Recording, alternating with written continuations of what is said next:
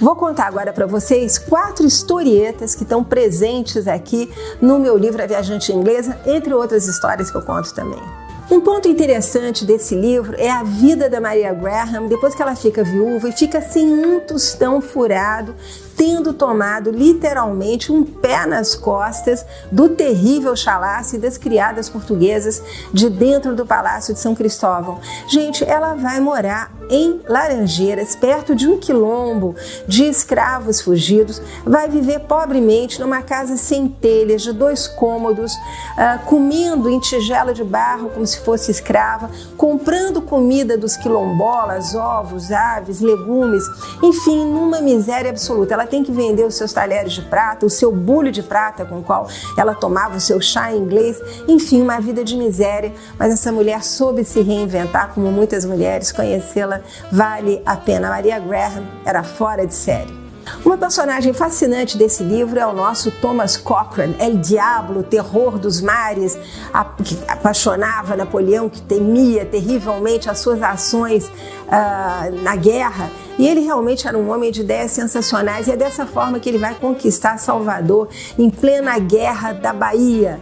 Thomas Cochrane havia parado com a sua pequena frota de navios brasileiros caindo aos pedaços, inclusive o Dom Pedro I, na beira da entrada da enseada de Salvador, e ele vê ali reunido toda a frota portuguesa, navios de guerra misturados com navios mercantes, e ele tem uma ideia genial. Chove no dia 12 de junho de 1823, uma noite escura, ele manda apagar todas as luzes do seu barco, Dom Pedro I, e ele adentra a enseada com esse barco. Ele é interpelado pela fortaleza da Gamboa. Quem vem lá? E ele responde em inglês: é uma fragata inglesa, dando a entender que foi Dom João VI que mandou ali para ajudar os portugueses na Guerra da Bahia. Ele entra com esse barco enorme e ele começa a percorrer, ele entra entre as naus portuguesas, os navios mercantes, as naus de guerra, exatamente como a barbatana de um tubarão, passando em silêncio. Seus homens todos estão armados, agachados ali no convés, mas sem dar um pio.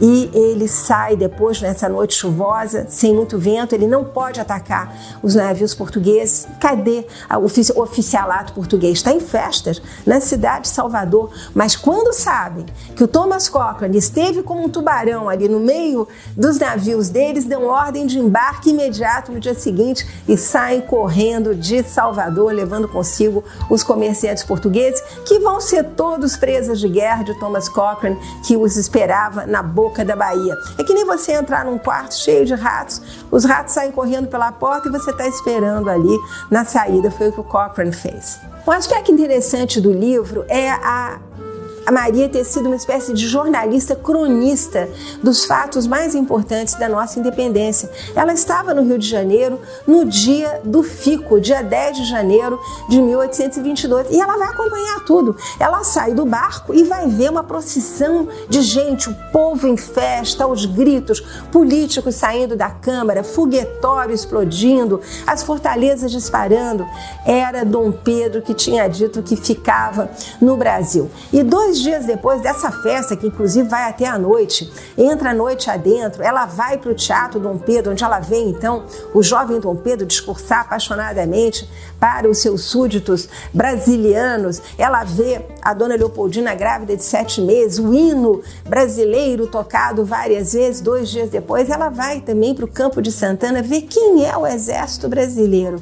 E aí realmente são páginas quase que histriônicas, porque ela vai ver um exército cansado, os coitados dos soldados caídos em cima das suas mochilas, né? Crianças brincando no meio do exército, cavalos pastando, gente levando capim para dar aos cavalos, as escravas todas vendedoras de bebida e de comida ali conversando com os soldados, oradores chamando atenção para a importância desse momento. Mas em tudo ela sente uma grande improvisação, apesar de uma grande alegria ao Brasil, afinal, né? E ela dando testemunha desse dia do Fico importantíssimo.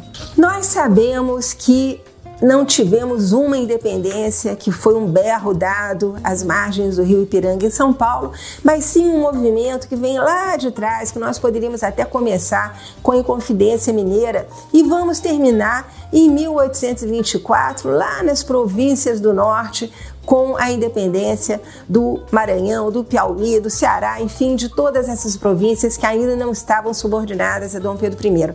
E a Maria Graham e o Thomas Cochrane vão ser protagonistas de um momento chave desse final das lutas das independências, que é a Confederação do Equador.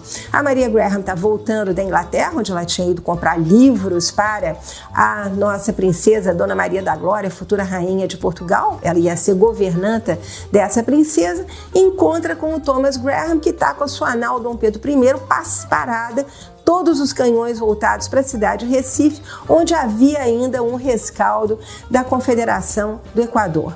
O que faz o Thomas Cochrane quando encontra com a Maria Graham? Convida ela a participar de um plano que ele tem para acalmar ali os ânimos e botar um fim à Confederação do Equador.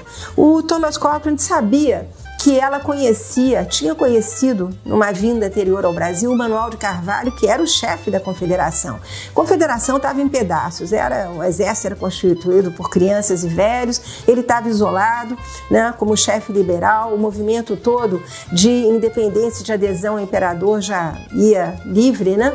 Mas o Thomas, não, eu ainda vou dar um último golpe, vou fazer um último favor ao Dom Pedro e vou mandar a Maria Graham tentar negociar com o Manuel de Carvalho, porque assim nós dois saímos muito bacanas aí na cena. Eu, como apaziguador da Confederação, sem ter disparado um tiro, e ela, que vai ser governanta da princesa, vai chegar no Rio de Janeiro como sendo a mediadora dessa negociação. Não preciso dizer que dá tudo errado, o tiro sai pela culatra, não consegue negociar nada com o Manuel de Carvalho e depois cada um parte para a sua vida. Mas ambos protagonistas juntos nesse momento importante da Confederação do Equador.